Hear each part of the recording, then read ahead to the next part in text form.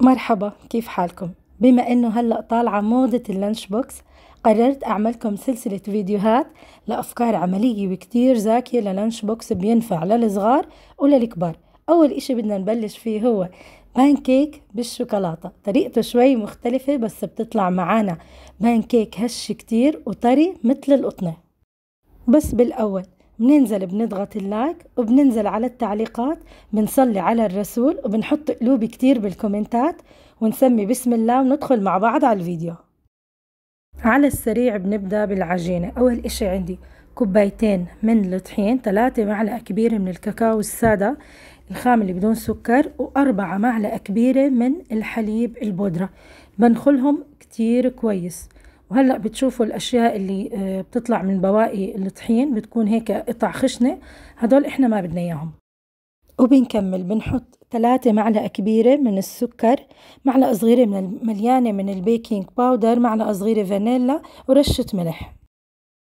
بخلطهم كتير كويس علشان أتأكد إنه الكاكاو ما في أي كتل.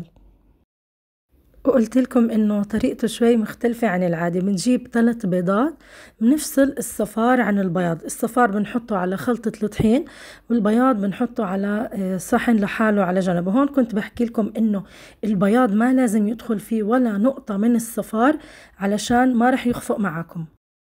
وبنكمل على الخلطة بنحط ربع كوباية من الزيت وكوباية ونص من المية وبنخلطهم.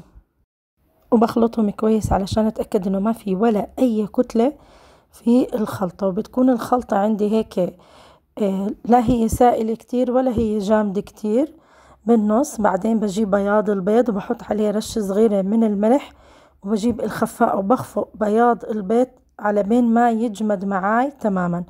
طبعا لازم نخفقه بالخفاقة الكهربائية. وهيك بيكون شكل بياض البيض. باخد حوالي تقريبا 4 دقايق خفق على الخفاء الكهربائية، لأنه إحنا ما بدنا يصيبنا انهيار عصبي إذا خفقناه على إيدنا.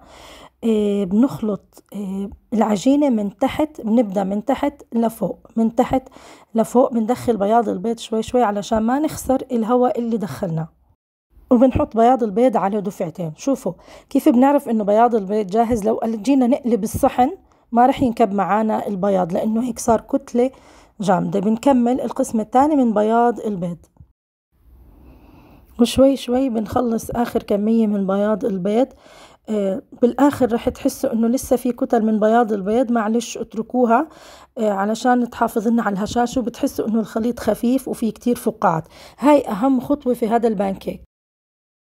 بنحمي المقلاية كتير كويس، وبما انه مقلايتي ما بتلزق ما رح ادهنها لا بزيت ولا بزبدة، ما بنحتاج.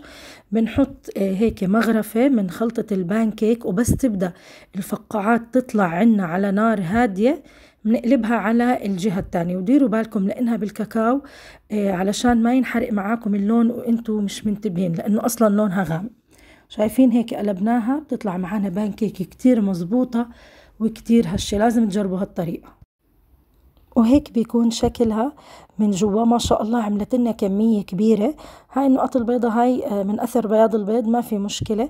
بتقدروا تعملوا كمية وتخلوها بالثلاجة، تقدروا تستخدموا منها لكذا يوم. وهون أنا عملت صوص شوكولاتة بسيط، طبعا لأنه هو لسه دافي فكتير سائل. شوكولاتة مذوبة مع شوية من القهوة سريعة الذوبان. لما تودوها على المدرسة لأولادكم باللانش بوكس أو إلكم، حطوها هيك بعلب صغيرة تتسكر الصوص على جنب، إذا بتحبوا إنكم هيك تغمسوا فيها تغميس تكون كتير زاكية للأكل.